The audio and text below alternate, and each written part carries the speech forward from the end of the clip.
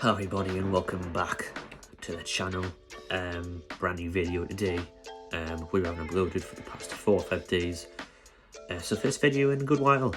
And obviously we haven't seen many of the vlogs recently, mainly because being on a winter break.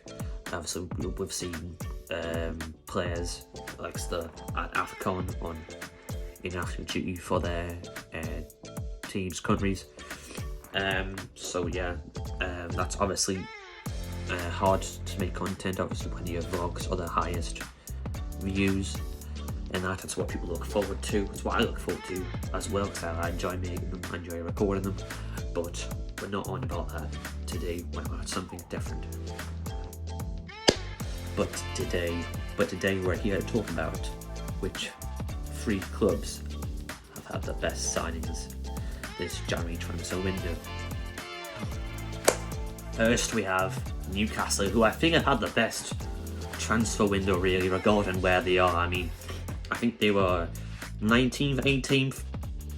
Don't you think they were there? Actually, I think they were at the very bottom, really, at the start of January. But they've signed some world-class players. I mean, I don't think they were into half of them, but they bought them and they got them.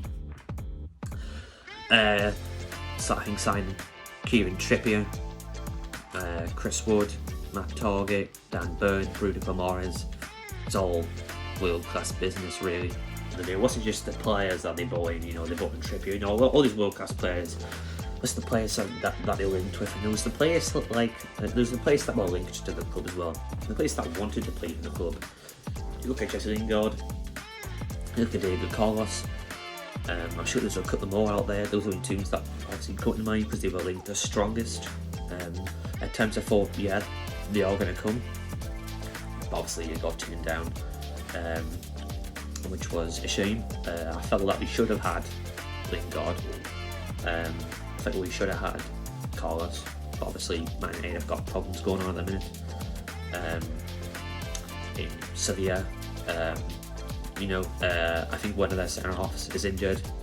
I think they're in a good title race in the second, with Real Madrid, so that's obviously understandable as well. But a remarkable transfer window for Newcastle. Next we have Everton, who I think had the second best transfer window in my opinion. He signed some world class players.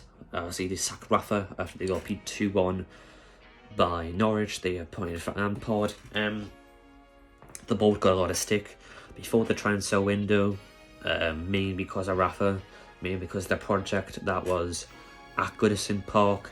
But I think they've both done very well this transfer window, this January. As I said before, bringing in players like Van der Beek, Dele Alli, Nathan Patterson, El Ghazi, Vitaly Mikolenko, sorry if I can't pronounce his name properly. Obviously putting in front of Lampard. I think these adjustments right here really, it's fantastic. I think it's enough to keep you in the Premier League. You look at what Frank Lampard did at Chelsea. I felt like in his first season he done well there. I felt like in his second season I thought he done well as well. And I think that there was games where the pressure was on. Obviously they drew with Wolves, they got beat 3-1 by Man City. The pressure was obviously on him quite a lot, and I think it was harshly judged. I think when you think back now, obviously Tuchel obviously made do with squad, and he done very well with that, and he finished in the top 4. He won the Champions League, he done very well. But I think Everton fans can expect a lot from Frank Lampard. I think Everton fans can expect a lot from what Frank Lampard would do with the players, he have. I think the signs he's made have a lot of quality in them.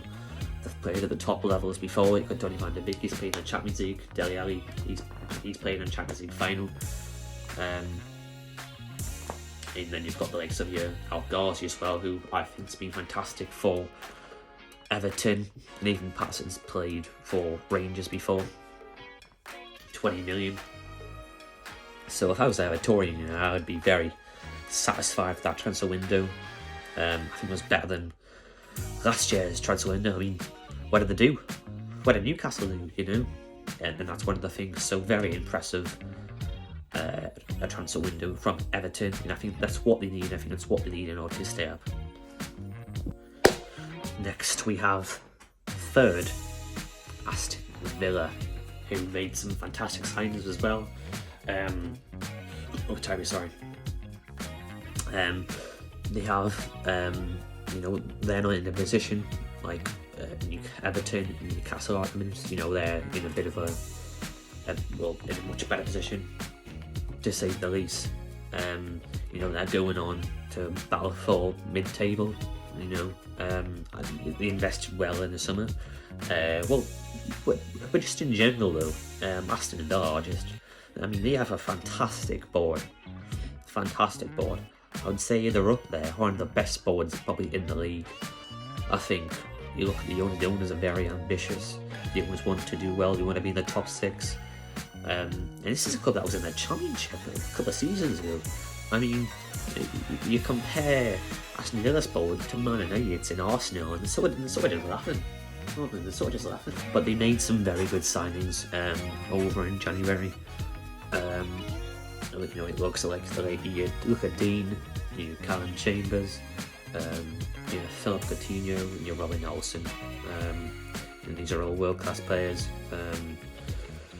Robin Olsen, fantastic for Sweden at the Euros.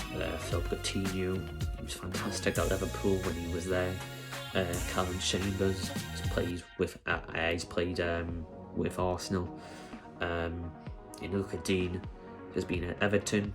I think these are all underrated signings here from Villa. Hope you all enjoyed this video. I quite do this content. Hope you enjoy this content as well. Put some bit of work into this. But yeah, that's it for today's video. See you in a jiffy.